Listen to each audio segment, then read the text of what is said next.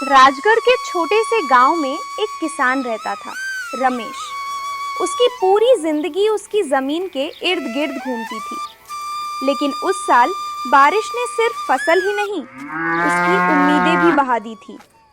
घर में अनाज खत्म हो चुका था और भूख अब दरवाजे पर दस्तक देने लगी थी। बापू, आज जब मैंने अनाज का डिब्बा खोला तो उसमें एक भी दाना नहीं था। ऐसा लगा जैसे हमारी किस्मत भी खाली हो गई है। आज की रात तो जैसे तैसे कट जाएगी, लेकिन कल सुबह जब भूख फिर सामने खड़ी होगी तब हम क्या करेंगे? और बापू, मेरी पढ़ाई, क्या वो भी यही खत्म हो जाएगी? अमन, किसान की सबसे बड़ी ताकत उसकी जमीन होती है, और जब वही साथ छोड़ देना तो आदमी अंदर से टूट जाता है। कल तक जो खेत मेरी मेहनत पर खड़ा था, आज वो कीचड़ में दब गया। अब समझ नहीं आता किस पर भरोसा करूं। अमन खिड़की के पास खड़ा था। उसकी नजर अचानक दूर सड़क पर पड़ी और उसका दिल धड़क उठा, क्योंकि जो आ रहा था वो सिर्फ एक आदमी नहीं, एक खतरा था। माँ, बापू, सेठ गिरधारी आ रहा है और इस बार वो खाली हाथ नहीं, कुछ लेने ही आया है। घर में अचानक ऐसा सन्नाटा छा गया जैसे सबको आने वाले तूफान का अंदाजा हो गया हो। क्यों रमेश, सुना है तुम्हारी फसल पानी में बह गई। बड़ा दुख हुआ सुनकर, लेकिन जिंदगी दुख से नहीं चलती, हिसाब से चलती है, और मैं वही हिसाब लेने आया हूं। सेठ जी, मैं मानता हूं कि हालात खराब है, लेकिन आप तो सब समझते हैं। बस थोड़ा वक्त और दे दीजिए, मैं सब चुका दूंगा। रमेश, वक्त की कीमत मैं तुमसे ज्यादा समझता हूं, इसलिए साफ सुन लो, या तो मेरा पैसा दो या अपनी जमीन, क्योंकि अब मैं इंतजार नहीं करूंगा। अगले दिन जब घर में उम्मीद की एक किरण भी नहीं थी, तभी शहर से माया मौसी आई। लेकिन वो सहारा नहीं, ताने लेकर आई थी।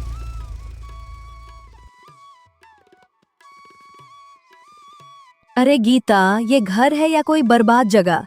और ये तुम्हारा बेटा अभी भी पढ़ाई में लगा हुआ है। क्या मिलेगा इसे इन किताबों से? दीदी, वो पढ़ना चाहता है, उसका सपना है। सपने? गीता, हमारे जैसे लोगों के लिए सपने नहीं होते, सिर्फ पेट भरने की जद्दोजहद होती है। मेरा बेटा देखो, शहर में बड़ा आदमी है, और ये कल को जमीन भी चली जाएगी। मौसी, अगर हम सपने देखना छोड़ देंगे तो उन्हें पूरा करने की कोशिश भी नहीं करेंगे, और फिर जिंदगी कभी नहीं बदलेगी। माया चली गई, लेकिन उसके शब्द अमन के दिल में आग बनकर रह गए। अमन अब समझ चुका था कि सिर्फ इंतजार करने से कुछ नहीं बदलेगा, उसे खुद रास्ता बनाना होगा। विजय, अब हालात को दोष देने से कुछ नहीं होगा, हमें कुछ करना होगा। मुझे पैसों की जरूरत है और मैं किसी भी हद तक जाने को तैयार हूं। लेकिन अमन, गांव में मौके नहीं है। तो हम गांव से बाहर जाएंगे, इंटरनेट पर, वहां काम मिलेगा और हम उसे करेंगे। गांव में बैठे बैठे अमन को समझ आ गया था कि मौके यहाँ नहीं मिलेंगे। अगर कुछ करना है तो गांव की सीमाओं से बाहर निकलना होगा। अगली सुबह बिना ज्यादा सोच विचार के अमन और विजय शहर की बस में बैठ गए। उनकी जेब में बहुत कम पैसे थे, लेकिन दिल में उम्मीद बहुत बड़ी थी। शहर जहां हर कोई भाग रहा था, हर चेहरा अनजान, हर रास्ता उलझा हुआ। अमन और विजय जैसे गांव के लड़कों के लिए ये दुनिया बिल्कुल अलग थी। अमन, ये शहर उतना आसान नहीं लग रहा जितना हमने सोचा था। यहाँ हर कोई अपने काम में लगा है, किसी को किसी से मतलब नहीं। हम यहाँ किसके पास जाएंगे? कौन हमें काम देगा? डर लगना स्वाभाविक है विजय, लेकिन अगर हम अभी पीछे हट गए ना, तो जिंदगी भर यही सोचते रहेंगे कि शायद हम कुछ कर सकते थे। हमें कोशिश करनी ही होगी, चाहे जितनी मुश्किल क्यों ना हो। दोनों सड़कों पर चलते रहे। कभी किसी दुकान पर पूछते, कभी किसी ऑफिस के बाहर खड़े हो जाते, लेकिन हर जगह से एक ही जवाब मिला, काम नहीं है। अमन, सुबह से हम भटक रहे हैं, किसी ने सीधा जवाब तक नहीं दिया। लगता है बिना पहचान के यहाँ कुछ नहीं मिलता। हाँ, मुश्किल तो है, लेकिन नाम और पहचान ऐसे ही बनती है। जब कोई नहीं पहचानता तभी तो खुद को साबित करना पड़ता है। दोपहर हो चुकी थी, धूप तेज थी, जेब में पैसे कम होते जा रहे थे, भूख भी अब अपनी जगह बना चुकी थी। अमन, चल कुछ खा लेते हैं, सुबह से कुछ नहीं खाया। अगर ऐसे ही चलते रहे तो हम खुद ही गिर जाएंगे। बस इतने ही पैसे बचे हैं कि या तो खाना खा सकते हैं या फिर वापस गांव जाने का किराया बचा सकते हैं। तो क्या करें? खाना अभी खा लेंगे, लेकिन अगर खाली हाथ गांव लौट गए तो जिंदगी भर भूखे रहेंगे। पहले काम ढूंढते हैं, फिर कुछ खाते हैं। दोनों फिर उठे, थके हुए कदम, लेकिन उम्मीद अभी जिंदा थी। चलते चलते वो एक साइबर कैफे के सामने पहुंचे, जहां कुछ लड़के कंप्यूटर पर काम कर रहे थे। विजय, देख, ये लोग कंप्यूटर पर कुछ काम कर रहे हैं। शायद यही वो जगह है जहां से हम शुरू कर सकते हैं। लेकिन हमें तो कुछ आता ही नहीं। अगर उन्होंने पूछ लिया तो? अगर हम सीखने की इच्छा दिखाएंगे तो कोई ना कोई मौका जरूर देगा। कोशिश करने में क्या जाता है। दोनों अंदर गए, दिल की धड़कन तेज थी। भैया, हमें काम चाहिए, हम कुछ भी करने को तैयार हैं। बस हमें एक मौका दे दीजिए, हम सीख लेंगे। तुम लोग गांव से आए लगते हो। यहाँ काम करना इतना आसान नहीं है। कंप्यूटर आता है? थोड़ा बहुत आता है, लेकिन अगर आप सिखा देंगे तो जल्दी सीख जाएंगे। सिखाने का समय नहीं है मेरे पास, लेकिन एक काम है, डेटा एंट्री। अगर कर पाओ तो कर लो, पैसे काम के हिसाब से मिलेंगे। यहीं से उनकी पहली उम्मीद जगी। उन्हें लगा अब रास्ता मिल गया है, लेकिन उन्हें नहीं पता था कि ये रास्ता सीधा नहीं, बल्कि एक और परीक्षा है। देखा विजय, मैंने कहा था ना, कोशिश करने वालों को रास्ता मिल ही जाता है। अब हमें बस मेहनत करनी है। हाँ, लेकिन इस बार हमें बहुत संभल कर चलना होगा, क्योंकि हमारे पास अब गलती की गुंजाइश नहीं है। अमन और विजय को लगा कि उन्हें उनका पहला मौका मिल गया है, लेकिन असली कहानी अब शुरू होने वाली थी। शहर के उस छोटे से साइबर कैफे में अमन और विजय ने अपनी जिंदगी की पहली कमाई का सपना देखा। दिन रात कंप्यूटर के सामने बैठकर उन्होंने खुद को उस काम में झोंक दिया। ना नींद की परवाह, ना थकान का हिसाब, बस एक ही ख्याल, घर बचाना है। विजय, देखना, इस बार सब बदल जाएगा। बस ये कुछ दिन की मेहनत है, उसके बाद हम बापू का कर्ज भी चुका देंगे और फिर किसी के आगे हाथ नहीं फैलाना पड़ेगा। अमन, तूने जितनी मेहनत की है ना, उतनी मैंने किसी को करते नहीं देखा। अगर मेहनत का कोई मोल है तो इस बार जरूर मिलेगा। दिन बीतते गए, एक एक करके फाइलें पूरी होती गईं। 7 दिन, 500 से ज्यादा फाइलें, और फिर आया वो दिन जिसका इंतजार था। विजय, आज पेमेंट आने वाला है। ये हमारी जिंदगी का पहला कदम होगा। अमन, इसमें लिखा है अकाउंट सस्पेंडेड, नो पेमेंट। अमन देख, ये क्या मैसेज आया है? पैसे ट्रांसफर ही नहीं हुए। मुझे कुछ समझ नहीं आ रहा है। क्या? ये कैसे हो सकता है? हमने हर काम ईमानदारी से किया, एक एक फाइल सही भरी, फिर भी मतलब हमारी सारी मेहनत, हमारी सारी उम्मीद सब बेकार। हमसे गद्दारी की उन्होंने। हम गांव से आए हैं, इतनी जानकारी नहीं होगी ये समझकर हमसे काम करवा कर लिया गया। काम का कोई कॉन्ट्रैक्ट भी साइन नहीं किया था। अब किस सबूत पर उनसे पूछने जाएंगे? बर्बाद हो गए। शायद हमें धोखा दिया गया है। अब हम क्या करेंगे अमन?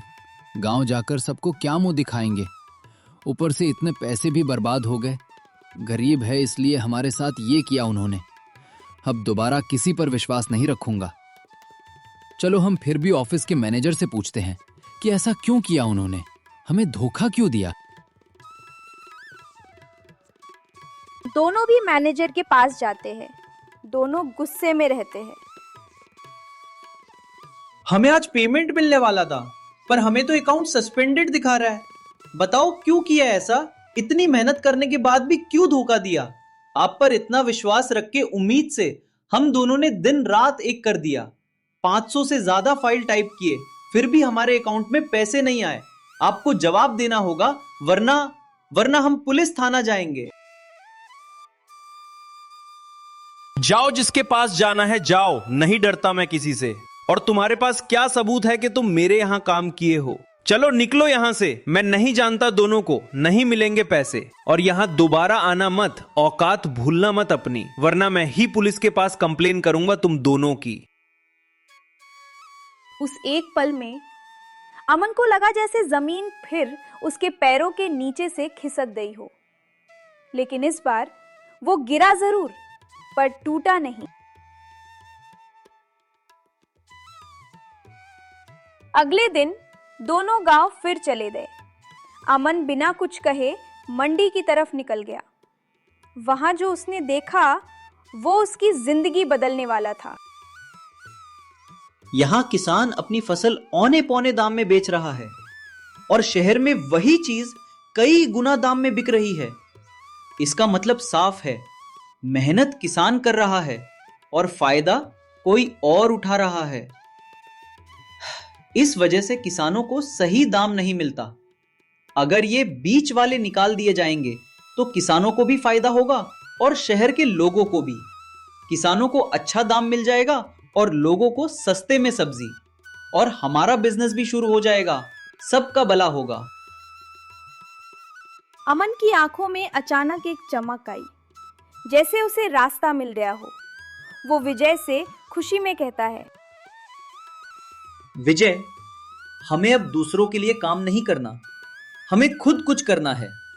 अगर हम किसान और शहर के लोगों को सीधे जोड़ दें तो बीच का सारा खेल खत्म हो जाएगा। तुम मेरा साथ दोगे ना? हम दोनों मिलकर सबको फायदा कराएंगे और हमारा भी होगा। इससे हमारी सारी मुसीबतें खत्म हो जाएगी। तू भी अपना दिमाग लगा, मैं भी सोचता हूं। लेकिन अमन, ये इतना आसान नहीं है। न हमारे पास पैसे हैं, न साधन। कैसे करेंगे ये सब? हमारे पास की जमीन जायदाद भी नहीं है जिसे हम वो बेच या गिरवी रख के पैसे जमा कर पाए। तुम ही बताओ आगे क्या करना है। साधन नहीं है, लेकिन हिम्मत है, और यही सबसे बड़ी ताकत है। अगर हम हिम्मत से काम लेंगे तो सब मुमकिन है। विजय, तुम डरो मत। मेरा एक दोस्त है, बहुत पैसे वाला है। उसे हम कुछ पैसे उधार लेंगे और मुझे पता है वो कभी मना नहीं करेगा। जिगरी दोस्त है मेरा। रुक, उसको फोन करता हूं। हेलो संजू, कैसे हो तुम? कहाँ हो यार, कितने महीने हो गए मिले नहीं।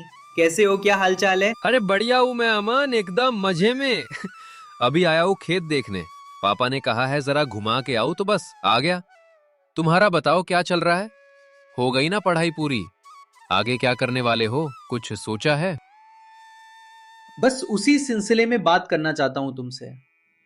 संजू, मैं बिजनेस खोलना चाहता हूं। नहीं करना यार किसी के हाथ के नीचे काम। बिजनेस के लिए उतने पैसा नहीं है मेरे पास, तुझसे पैसों की मदद चाहिए थी।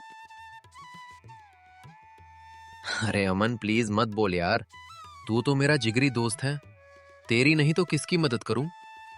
अच्छा ये बता, तू कौन सा बिजनेस स्टार्ट कर रहा है? कुछ कपड़ों का या खाने का? नहीं नहीं, दोनों भी नहीं। मैं किसान और शहर वालों का भला करने वाला हूं।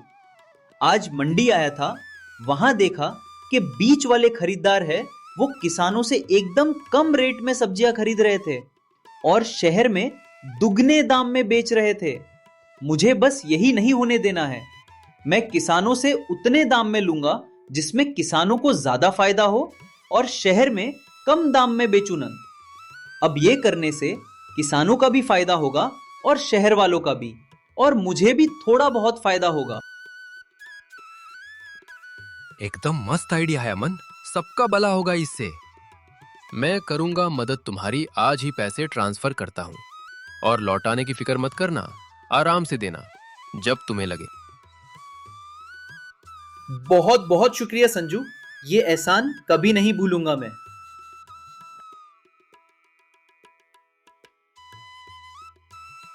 अमन ने ये बिजनेस उसका सबको बताया, लोगों को अपनी कहानी बताई और कुछ ही दिनों में उसे पहला बड़ा ऑर्डर मिला। विजय, हमें मौका मिल गया। 500 किलो सब्जियों का ऑर्डर है। अब हमारा सपना पूरा होगा। लेकिन किस्मत अभी और परीक्षा लेना चाहती थी। बारिश शुरू होती है।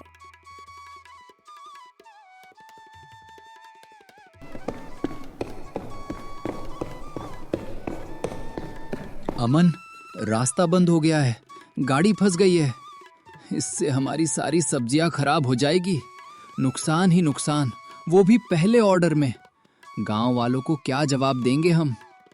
है ऊपर वाले, हमारे साथ ही ऐसा क्यों होता है? गरीबों पर ही क्यों? नहीं, ये नहीं हो सकता। अगर ये ऑर्डर खराब हो गया तो कोई हम पर भरोसा नहीं करेगा। दोबारा कोई ऑर्डर नहीं देगा हमें। क्या करे अब? संजू को भी क्या जवाब दूंगा मैं? उसने इतने विश्वास से पैसे दिए मुझे। जब तक माल पहुंचा, आधी सब्जियां खराब हो चुकी थी। हमें ताजा माल चाहिए था, ये सब वापस ले जाओ और हमारा कॉन्ट्रैक्ट खत्म समझो। हमने इतने भरोसे से ऑर्डर दिया तुम्हें अमन, पर तुमसे वो हो नहीं पाया। ये गरीब कभी नहीं आगे बढ़ पाते हैं, बस इसी वजह से। चलो निकलो यहां से, और इस ऑर्डर के पैसे भी आधे ही मिलेंगे। सब खत्म हो गया, सब। अब मैं क्या करूंगा आगे? मैं सबको क्या जवाब दूंगा? पहले ऑर्डर में ही नुकसान हो गया। नहीं, ये अंत नहीं है, ये सीख है। तुम हार नहीं मान सकते अमन। हम और एक बार कोशिश करेंगे, और इस बार कोई गलती नहीं होगी। ऊपर वाले पर भरोसा रख, सब सही होगा। गांव में अमन के घर के बाहर गांव के लोग जमा हुए थे। उस दिन माहौल बिल्कुल अलग था। गुस्सा, निराशा और टूटे हुए भरोसे का बोझ। अमन के सामने सिर्फ लोग नहीं खड़े थे, बल्कि उनकी उम्मीदें और सवाल खड़े थे। हर किसान की आंखों में एक ही बात थी, क्या इस लड़के पर फिर भरोसा किया जा सकता है? करे तो आगे ये सही से काम कर पाएगा? अरे अमन, पहले ही हमारी फसल खराब करवा दी, अब फिर क्या लेने आया है? हम गरीब लोग हैं, हमारे पास दोबारा गलती करने का मौका नहीं होता। हमें अब छोड़ दें, दोबारा हम नहीं कर सकते तुम पर भरोसा। तूने शहर वालों को माल देने का सपना दिखाया और बदले में हमें नुकसान दे दिया। अब मंडी वाले भी हमारा माल लेने से मना कर रहे हैं। हम जाएं तो जाएं कहां? तेरी वजह से बहुत नुकसान हुआ है, अब और नहीं। अब मंडी वाले बोल रहे हैं माल लेंगे पर बहुत कम दाम देंगे। गलती हो गई अमन, तुझ पर भरोसा करके। अमन कुछ पल चुप रहा। उसने सबकी आंखों में देखा और फिर धीरे धीरे आगे बढ़ा। मैं जानता हूं मैंने आप सबको निराश किया है, और ये भी जानता हूं कि आपका गुस्सा बिल्कुल सही है, क्योंकि आपके लिए ये सिर्फ सब्जियां नहीं, आपके बच्चों की रोटी है, आपकी उम्मीद है। लेकिन काका, मैंने आपसे कभी झूठ नहीं बोला, मैंने धोखा नहीं दिया, मैंने बस एक कोशिश की जो इस बार असफल हो गई। लेकिन अगर हम एक बार गिरकर उठना छोड़ देंगे तो जिंदगी भर यही खड़े रह जाएंगे। अगर इस बार मैंने आप पर नुकसान कर दिया तो आप मेरी 16 साल की मेहनत, मेरी इज्जत, मेरे पढ़ाई के सर्टिफिकेट्स आपके पास गिरवी रखता हूं। अगर मैं कल तक आपका नुकसान और इस नए माल का पैसा नहीं चुका पाया तो मैं ये गांव छोड़ दूंगा और शहर जाकर मजदूरी करके आपका एक एक रुपया लौटाऊंगा। लेकिन मुझे एक आखिरी मौका दीजिए, इस बार मैं हार नहीं मानूंगा। गांव में सन्नाटा छा गया। किसान एक दूसरे को देखने लगे। उनके सामने एक लड़का खड़ा था जो हार नहीं, मौका मांग रहा था। अमन, भरोसा तो तू पहले भी मांग चुका है, लेकिन इस बार तूने अपनी इज्जत दांव पर लगा दी है। ठीक है, हम तुझे आखिरी मौका देते हैं, लेकिन याद रखना, ये सिर्फ सब्जियां नहीं, हमारी जिंदगी है। अगर इस बार तूने हमारा नुकसान किया तो तुझे तेरे परिवार के साथ ये गांव छोड़कर जाना होगा। बोल, मंजूर है? जी मंजूर है। चले जाएंगे हम ये गांव छोड़कर, अगर फिर नुकसान किया तो।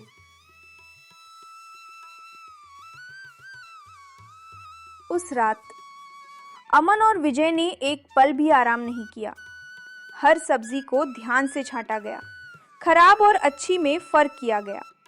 इस बार कोई गलती की गुंजाइश नहीं थी। अमन, हम पिछले 10 घंटे से लगातार काम कर रहे हैं, लेकिन इस बार सब कुछ परफेक्ट होना चाहिए। एक भी खराब सब्जी गई तो सब खत्म। दोनों के परिवार को गांव से निकाल दिया जाएगा। है ऊपर वाले, इस बार बचा लेना। विजय, इस बार सिर्फ ऑर्डर नहीं, हमारी पूरी जिंदगी दांव पर है। अगर हम सफल हुए तो सब बदल जाएगा, और अगर हार गए तो हमारे पास खोने के लिए कुछ भी नहीं बचेगा। मजदूरी करना पड़ेगा दोनों को। सुबह के 4 बजे ठंडी हवा चल रही थी, लेकिन अमन के माथे पर पसीना था। ट्रक तैयार था, माल लोड हो चुका था। भैया, इस बार हमें किसी भी हालत में समय पर पहुंचना है, चाहे रास्ता लंबा हो, लेकिन माल खराब नहीं होना चाहिए। तुम चिंता मत करो, मैं पूरी कोशिश करूंगा। माल सही से जाएगा। ट्रक शहर की ओर बढ़ा, लेकिन रास्ता इतना आसान नहीं था। शहर के बाहर पुलिस का नाका लगा हुआ था। रुको, कागज दिखाओ, चेकिंग होगी। गाड़ी साइड में लगाओ, जल्दी गाड़ी रोको। सर, ये ताजी सब्जियां हैं, अगर देर हुई तो खराब हो जाएंगी। ये सिर्फ एक डिलीवरी नहीं है, ये एक किसान की आखिरी उम्मीद है। अगर आज मैं सफल नहीं हुआ तो मेरे बापू की जमीन चली जाएगी। आप चाहे तो मुझे रोक लीजिए, लेकिन इस ट्रक को मत रोकिए। अमन की बातों में सच्चाई थी। उसकी आंखों में डर नहीं, जिद थी। जाओ, जल्दी निकलो और साबित करो कि मेहनत बेकार नहीं जाती। तुम्हारा सपना पूरा करो। ट्रक तेजी से आगे बढ़ा और इस बार किस्मत ने भी साथ दिया।